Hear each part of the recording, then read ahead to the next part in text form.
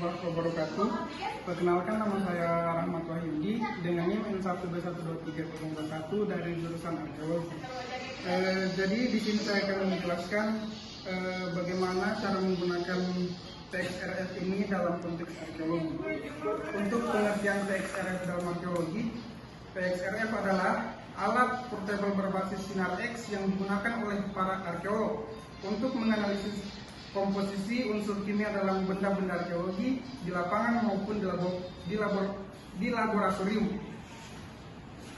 Teknologi ini memungkinkan analisis yang cepat dan non-destruktif terhadap artefak, tanah, batuan, logam, keramik, dan bahan lainnya tanpa perlu menghancurkan sampel.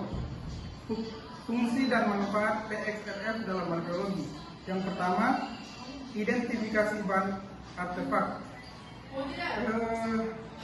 Menentukan komposisi logam pada benda seperti perhiasan, senjata, atau alat, misalnya membedakan antara perunggu, tembaga, atau besi.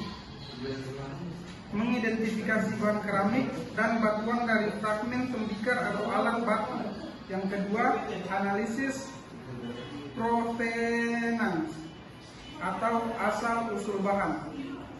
Membandingkan unsur kimia suatu artefak dengan sampel dari berbagai lokasi untuk mengetahui asal geografis bahan tersebut. Contoh, melacak asal obsidian batuan vulkanik yang digunakan dalam alat prasejarah. Yang ketiga, analisis tanah dan konteks arkeologis. Mengkaji kandungan dalam logam berat atau unsur tertentu dalam lapisan tanah di situs arkeologi. Membantu mendeteksi keberadaan aktivitas manusia seperti bekas pembakaran atau lapisan logam. Yang keempat, pelestarian dan konservasi. Karena metode ini non-destruktif, artefak berharga dapat dipelajari tanpa kerusakan. Untuk keunggulan TXRF untuk arkeologi, yang pertama, portable, bisa digunakan langsung di situs penggalian. Yang kedua, cepat dan praktis, memberikan hasil dalam waktu singkat. Yang ketiga, non-destruktif, tidak merusak artefak atau sampel tanah. Yang keempat, ekonomis, mengurangi kebutuhan analisis laboratorium yang mahal. Contoh penggunaan yang nyata. Di situs prasejarah, TXRF digunakan untuk membandingkan unsur logam dari alat, batu, dan batuan lokal untuk mengetahui apakah alat itu dibuat dari bahan lokal atau didatangkan dari tempat lain. Dalam studi keramik, TXRF bisa menunjukkan apakah keramik berasal dari suatu tempat produksi atau berbagai tempat. Keterbatasan di lapangan. Data dari TXRF perlu dikalibrasi dan seringkali dikonfirmasi dengan metode laboratorium.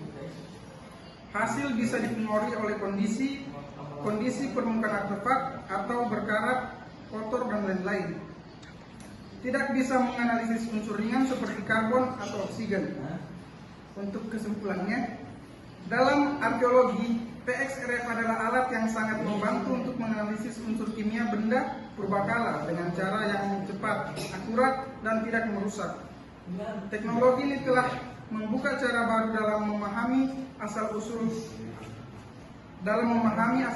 teknologi dan distribusi benda budaya masa lalu, serta memperkuat pendekatan multidisiplin dalam penelitian arkeologi modern. Sekian apa yang dapat saya sampaikan. Lebih dan kurangnya mohon dimaafkan. Wabillahi taufiq wal hidayah. Assalamualaikum warahmatullahi wabarakatuh.